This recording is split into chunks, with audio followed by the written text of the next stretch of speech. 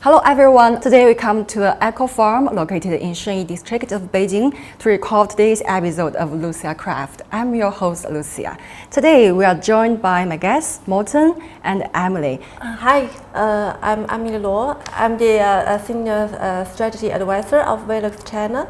My name is Morten Holm. I'm an architect, Danish architect, and I've been in China. I'm also like Lao Beijing now because I've been here for 16 years. Okay, warm welcome, my guests. So the first question I will give to Morten. Do you remember when and why you came to China first, and what's your impression when you first came to China? First time is actually around 2001, and we start after 2001 to do projects in China almost immediately, and doing a couple of projects every year.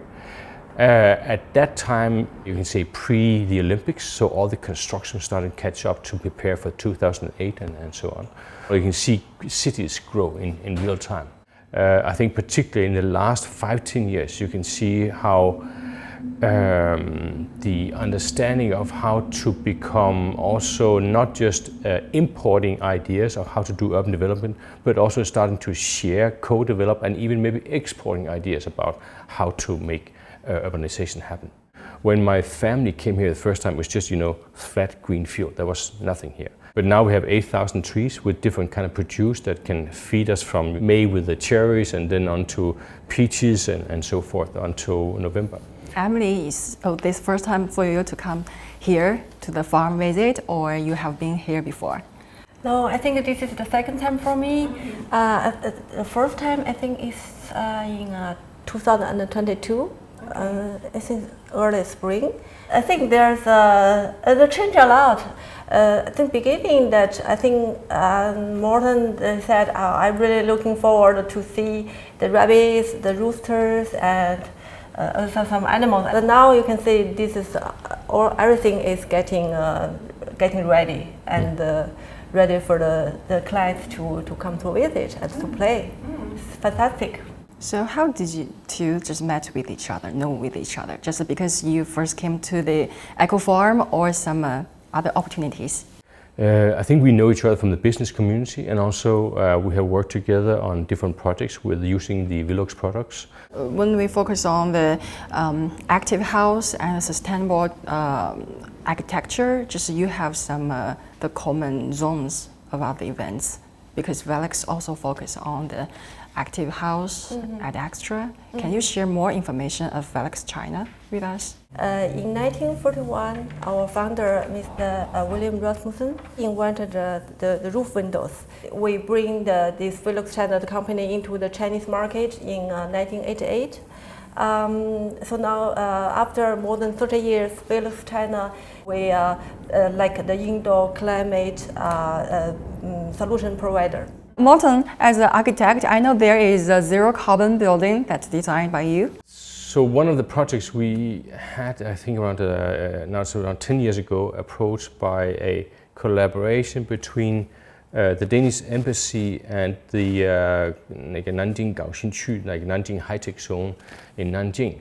And it's both a bigger master plan development on upgrading of the existing high-tech zone, and then to build a new exhibition and shared workspace to promote some of these green ideas. It needs to look attractive from the outside, meeting the requirements of being a zero carbon, super low energy building and all this kind of stuff. And it needs to be an attractive indoor workspace and attract people to be using and having a great life inside. So what about the temperature? Because when the summertime we need air condition, when during the winter time we need heat. So how to solve this problem? I think 50% of it is just by making the right design. So if you look at this space, so the overhang we have here, I calculated depending on how much, say, sun angle you have in the summertime in Beijing. So we shut out that solar heat load that we have in the hot winter or summer of Beijing. And then coming this September, October, November, then we actually want to invite the sun to come in to heat up the space. And the amount of glass the garlic here we're drying, and also the aicao. I don't even know. Oh yes, I what know it's it's called. the Yeah. word. So aicao, that what is hanging here traditional to dry up on the facade. It's not just for decoration. It also helps to filter and reduce that heat load in the glass facade. And then we use the heavy materials on the lower floor that can help a kind of battery or to outbalance, say, accumulate some of the heat during the day and then offset it in the nighttime. So by smart planning, you can do the first 50% at least.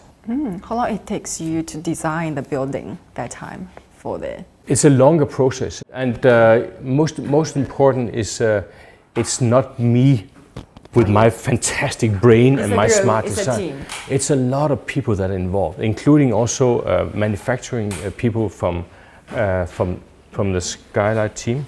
And I noticed this picture, Emily. So you want to share with us? It's a building in Copenhagen. Yes, this was built in the last year, 2023. So there is like 7 separate small buildings, and 2 of them like full scale, the house for the people's living now, and the others 5 is like a pavilion. That's to show the different functions. People talking about the green buildings, they all talking about a very expensive one. But for these living places, we try to improve that. Now the normal family can really afford this. Yeah. Are there any examples the VELUX just played in China? Yeah, we do have, but it's not for the residence building. We do have one which is also the first active house demonstration building in Langfang, in Hebei Langfang. This is also like Morten mentioned, this is our VELUX head office. In future, in your opinion, how can China and Denmark just further strengthen cooperation in the active house and the sustainable building spaces areas? You know, everything with the nature is like our daily life. I think we really need to emphasize that first we need to protect the nature. It's not only for the buildings, like we talk a lot regarding the buildings, we bring the nature outside in, and we also bring the people to outside. I think this is sustainable life for the humans and for the next generation to learn about or to try to think about. Or maybe relearn. In the Western culture in the world, including Denmark, there's always, for a long term, there has been this kind of nature and culture, so it's seen as 2 opposites.